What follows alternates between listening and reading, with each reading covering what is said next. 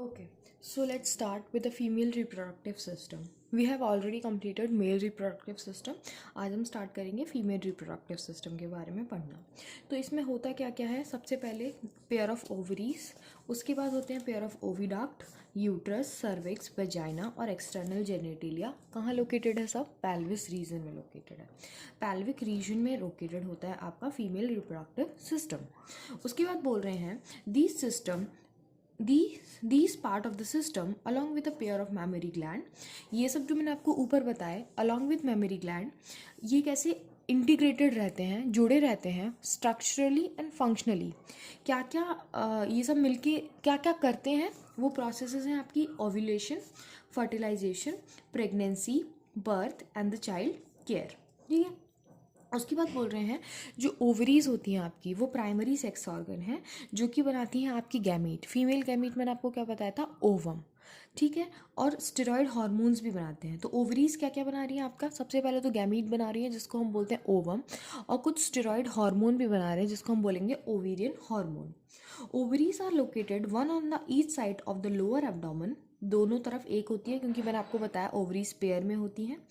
उसके बाद बोल रहे हैं साइज बता रहे हैं आपको 2 to 4 centimetre in length and is connected to the pelvic wall and uterus by ligaments. ठीक है. लिगामेंट्स के थ्रू आपकी यूट्रस और pelvic वॉल से कनेक्टेड रहती है.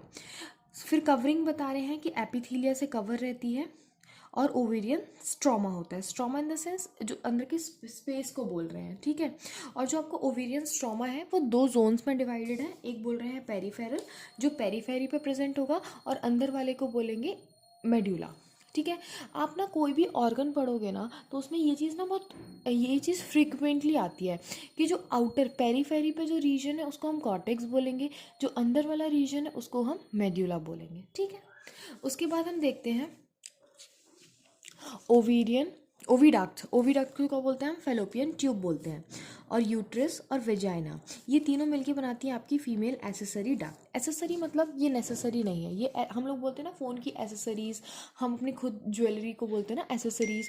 तो मतलब these are not primary, but आपके जो फंक्शंस हैं ovulation, fertilisation, pregnancy, birth, child care, इनके लिए इम्पॉर्टेंट है. ठीक है. नेसेसरी तो आपका क्या है? ओवरीज आर इम्पॉर्टेंट क्योंकि वो आपका गैमीट बना रही है. ठीक है. उसके बाद बोल रहे हैं each fallopian tube is about 10 to 12 centimetre long and extend through the periphery of each ovary to the uterus.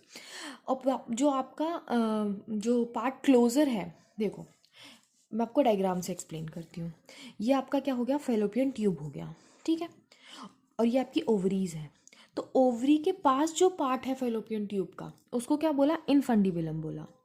फिर इनफंडिबुलम की जो एजेस हैं वो कैसी है? फिंगर लाइक है, उसको हम बोलते हैं फिमरी. ठीक है. उसके बाद फिमरी क्या करती है? आपकी ओवम के कलेक्शन में हेल्प करती हैं.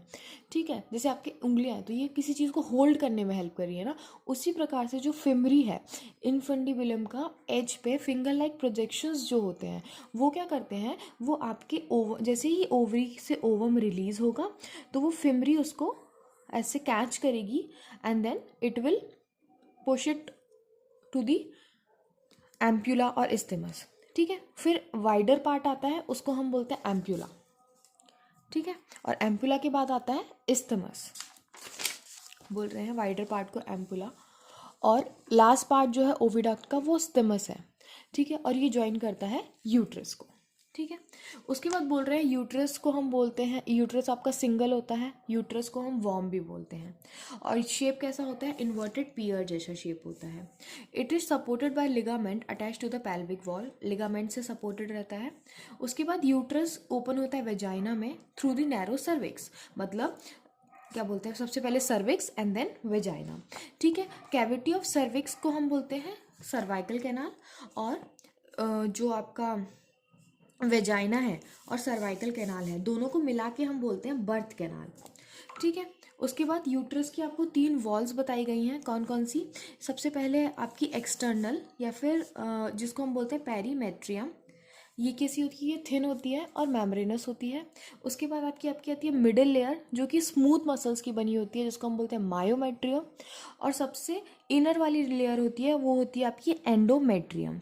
जो एंडोमेट्रियम होती है वही आपके मेंस्ट्रुअल साइकिल के टाइम पे ब्रेक होती है। ठीक है, तो बोल रहे हैं the endometrium undergo cyclic changes during the menstrual cycle, while जो मायोमेट्रियम है क्योंकि वो स्मूथ मसल्स की बनी हुई है, तो जब बेबी की डिलीवरी होती है तो मायोमेट्रियम में स्ट्रॉन्ग कॉन्ट्रैक्शन होते हैं और वो डिलीवरी में हेल्प करती है। ठीक है।